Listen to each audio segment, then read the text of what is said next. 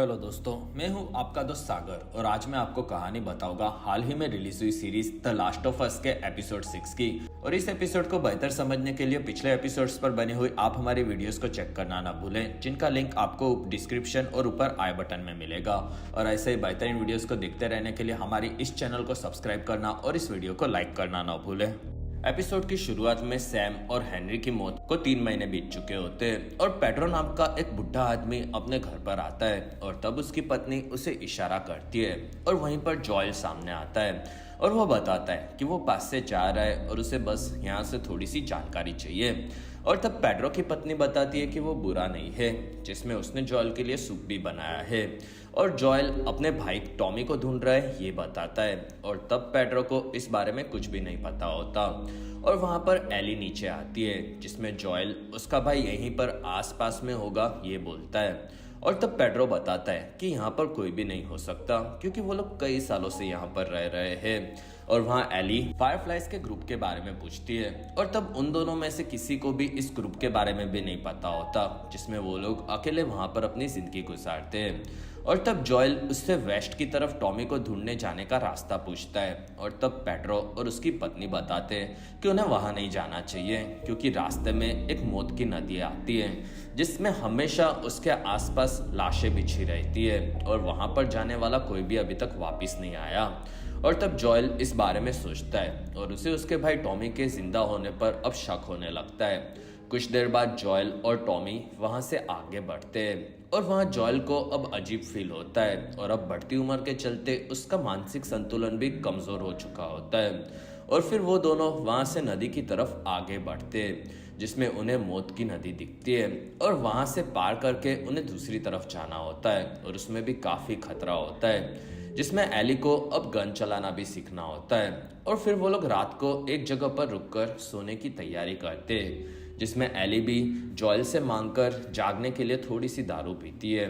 और वहां पर दोनों उनके मिशन को खत्म करने के बाद आगे की जिंदगी के बारे में सोचते, जिसमें जॉयल एली से अलग होने के बाद खुद की एक फार्म खोलेगा और वहां पर अपनी शिप को पालेगा क्योंकि वो ज्यादा सवाल नहीं पूछते ये वो बताता है। और एली को उसके भविष्य के बारे में कुछ भी नहीं पता होता, लेकिन उसने पहले काफी बुक्स पढ़ी थी और वो एस्ट्रोनॉट से काफी इंस्पायर है, ये चीज वो चांद को देखकर बताती है। और वहां पर एली को उसके इम्यून होने पर भी शक होता है क्योंकि उसने सैम पर अपने ब्लड को ट्राई किया था और वो उसे बचाना चाहता था लेकिन वो नहीं बच पाया। और तब जॉयल उसे बोलता है कि मैडलिन बेवकूफ नहीं है और उसने एली में कुछ तो देखा ही होगा। और फिर वो वहां पर दोनों को आराम करने कहता है। अगले दिन जॉयल उठता है और तब वहां पर वो देखता है कि एली उसकी रखवाली कर रही है। और तब जॉयल ऐसा होने पर उसे उठाने कहता है, लेकिन एली भी उसकी मदद कर सकती है ये बताती है। और फिर दोनों आगे बढ़कर नदी को क्रॉस करने लगते हैं और एक ब्रिज के पास पहुंचते हैं और वहां से दोनों आगे जाते हैं और उन्हें वहां पर एक डैम मिलता है जिससे वहां पर इलेक्ट्रिसिटी तैयार की जाती है। और जॉयल समझ जाता है कि वहां पर उन्हें कोई ना कोई इंसान मिल सकते हैं। और फिर दोनों वहां से और आगे बढ़ते हैं और उन्हें मौत की नदी के बारे में पेड्रो की बताई हुई बात समझ में नहीं आती क्योंकि वहां पर उन दोनों को कोई भी लाशें नहीं दिखती। और वहीं पर कुछ लोग आकर दोनों को पकड़ लेते हैं और जॉयल वहां से आगे जा रहा है ये बताता है। और तब वो लोग अपने कुत्ते को सामने लाते जिससे वो लोग जॉयल और एली के इन्फेक्टेड होने के बारे में पता लगा सके। और जॉयल एली के लिए डर रहा होता है लेकिन वो कुत्ता उसे इन्फेक्टेड महसूस नहीं करता और एली उस कुत्ते के साथ खेलती है।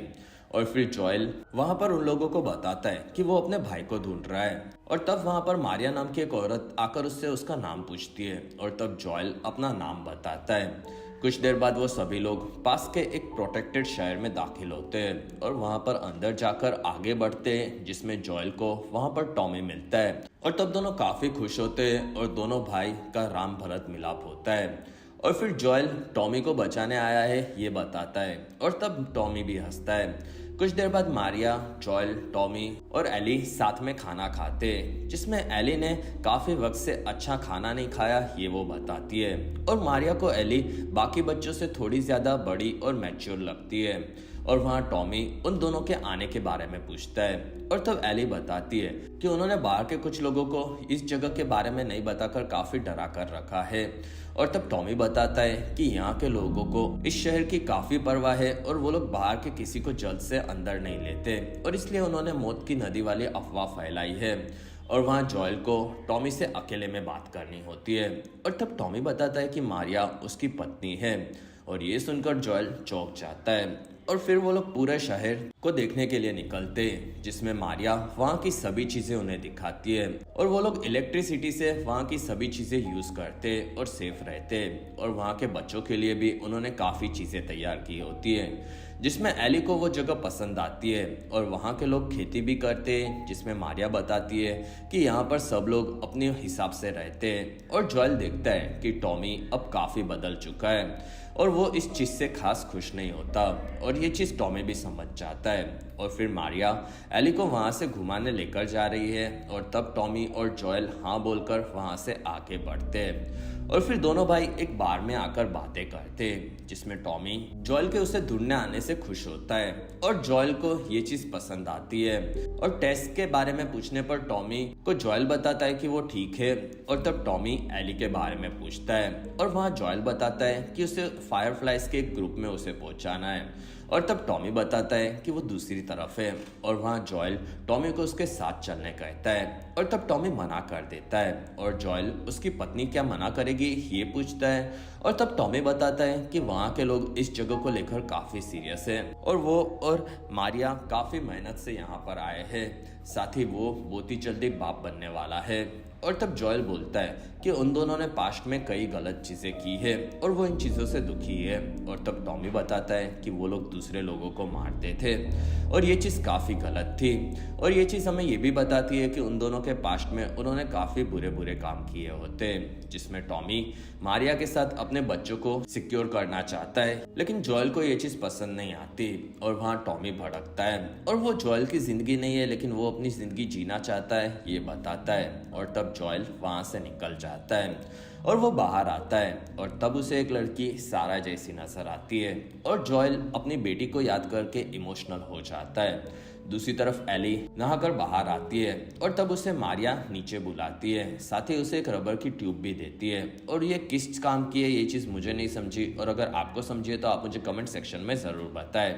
कुछ देर बाद एली नीचे आती है और वहां पर उसे केविन और सारा की मौत के बारे में लिखा हुआ मिलता है लेकिन वो कौन है ये चीज उसे नहीं पता होती। और फिर वहां पर मारिया आती है और वो एली को तैयार करती है और तब एली खुश होती है और वहाँ मारिया एली के बालों को काटती है जिसमें मारिया अपने पहले के कामों के बारे में बताती है, जिसमें एली उसके बच्चे केविन और सारा के लिए दुखी होती है। और तब मारिया बताती है कि सारा जॉयल की बेटी थी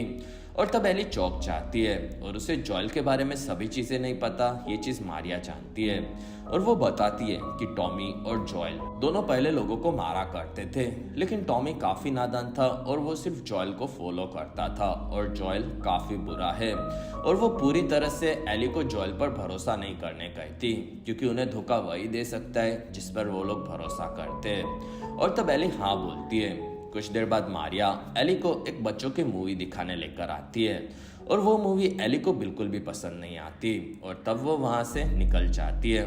दूसरी तरफ जॉयल और टॉमी बात करते जिसमें टॉमी जॉयल के लिए जूते लाता है और वो उसे गुस्से में बोला था उन चीजों के लिए माफी मांगता है। और तब जॉयल बताता है कि एली इम्यून है जिसमें वो ज़ॉम्बीज से कई महीनों पहले इन्फेक्टेड हुई थी लेकिन अभी तक वो ठीक है। और तब टॉमी चौंक जाता है और वहाँ जॉयल मैडलिन ने एली को भेजने का मिशन उसे दिया था ये बताता है, जिसमें वो दोनों काफी बड़ा खतरा पार करके वहां पर आए होते और टेस भी रास्ते में मारी गई थी जिसमें वो रास्ते में हुई सभी घटनाएं टॉमी को बताता है और इन चीजों से साथ साथ उसकी बढ़ती उम्र से अब जॉयल के दिमाग पर भी असर पड़ा है और वो डर रहा है ये जॉयल बताता है, जिसमें वो ये जिम्मेदारी आगे नहीं बढ़ा सकता क्योंकि उसे बुरे सपने आते हैं। और वहीं पर जॉयल रो पड़ता है और टॉमी भी अपने भाई के लिए दुखी होता है और जॉयल अगर एली को अपने साथ लेकर गया तो वो मारी जाएगी ऐसा उसे लगता है और वो टॉमी को एली को आगे पहुंचाकर वापस आकर अपने बच्चे और मारिया को संभालने कहता है और वो ये चीज अभी भी मारिया को नहीं बताने कहता और ये उसकी मजबूरी है वरना वो उसे कभी भी ये नहीं कहता, ये जॉयल बोलता है। और तब टॉमी भी मान जाता है और फिर जॉयल वहां से अपने घर पर आता है और वो एली के कमरे में आता है और तब एली भड़की हुई होती है और उसने टॉमी की और जॉयल की बातें सुन ली होती है और जॉयल के उसे छोड़ने से वो नाराज होती है और जॉयल ये चीज़ उसके लिए सही है ये बताता है और तब एली बोलता है कि वो किस चीज़ से डर रहा है ये चीज़ उसे नहीं समझ रही, लेकिन वो उसकी बेटी सारा नहीं है और मारिया ने उसे सारा के बारे में सब बता दिया है और तब जॉयल भड़क जाता है और वहाँ एली माफ़ी मांगती है जिसमें जॉयल बोलता है कि एली को नहीं पता कि किसी को खोना क्या होता है और तब एली बताती है कि उसकी जिंदगी में आने वाला हर इंसान या तो मर चुका है या तो उसे छोड़ चुका है, जिसमें सिर्फ जॉयल उसके साथ अभी तक रहा था और तब जॉयल बोलता है कि वो उसकी बेटी नहीं है और ना ही वो उसका बाप है और फिर वो वहां से चला जाता है और जॉयल अपने कमरे में आकर काफी दुखी होता है और वो इस बारे में सोचता है जिसमें उसे उसकी बेटी सारा की याद आती है और वो अपना मन बदल लेता है। अगले दिन टॉमी और एली वहां से निकलने के लिए घोड़े के पास आते हैं जिसमें वहां पर उन्हें जॉयल मिलता है और वो एली को लेकर जाएगा ये बताता है और तब टॉमी मना करता है लेकिन जॉयल इस चीज के लिए तैयार है ये बताता है और एली भी इस चीज के लिए तैयार होती है और फिर दोनों वहां से निकलने के लिए तैयार होते हैं जिसमें टॉमी जॉयल को कोलोराडो शहर जाने का रास्ता बताता है और फिर दोनों भाई मिलते हैं जिसमें टॉमी जॉयल और एली को उनके काम को खत्म करके वहां पर वापस आकर रहने कहता है जिसमें जॉयल हाँ बोलता है और टॉमी से पूरा सामान लेता है और वो दोनों उस शहर से निकल जाते हैं और फिर एक लंबा सफर शुरू होता है जिसमें जॉयल रास्ते में एली को एक दिन निशाना लगाना भी सिखाता है और एली निशाना लगाने में अच्छी होती है लेकिन जॉयल का निशाना देखकर वो काफी ज्यादा चौंक जाती है और फिर वो दोनों वहां से कोलोराडो शहर की तरफ निकलते हैं जिसमें जॉयल इन्फेक्शन फैलने से पहले अपने कॉन्ट्रैक्टर के काम के बारे में बताता है और वहां पर दोनों रास्ते में बात करते रहते हैं और दोनों कोलोराडो शहर पहुंचते हैं जिसमें दोनों शहर में दाखिल होते हैं और वहां पर उन्हें अंदर कई सारे बंदर दिखते हैं और पास की एक बिल्डिंग में उन्हें फायरफ्लाइज के ग्रुप के होने के बारे में पता होता है और तब दोनों उस मेडिकल की बिल्डिंग में जाते हैं लेकिन वहां पर कोई नहीं होता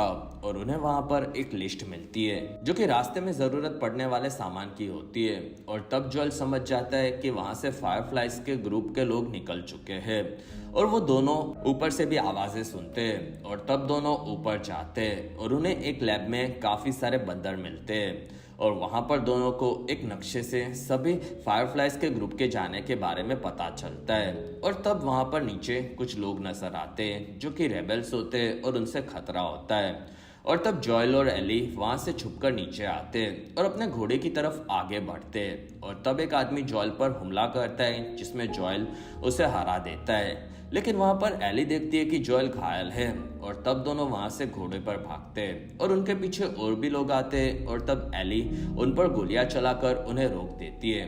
कुछ देर बाद दोनों शहर से दूर होते हैं जिसमें जॉयल के घायल होने पर उसकी हालत खराब होती है और वो नीचे गिर पड़ता है और तब एली जॉयल के लिए दुखी होती है और उसे आगे क्या करना ये चीज उसे जॉयल के बिना कुछ भी नहीं पता ये बताकर वो रोने लगती है और वो जॉयल को उठने कहती है और इसी के साथ ये बेहतरीन एपिसोड काफी इमोशनल एंड पर खत्म होता है और इसी के साथ हमारा ये वीडियो यहीं पर खत्म होता है और अगर आपको हमारा ये वीडियो पसंद आया तो प्लीज लाइक करें, एम करते 1000 लाइक्स। आपको ये एपिसोड कैसा लगा ये आप मुझे कमेंट सेक्शन में जरूर बताएं और लगे हाथों आप इस चैनल को भी सब्सक्राइब कर दीजिए और अगर आपको मेरा काम पसंद आया तो प्लीज आप मुझे इंस्टाग्राम पर फॉलो करना ना भूलें। मेरा आईडी है फ्रेश मोजो इंडिया।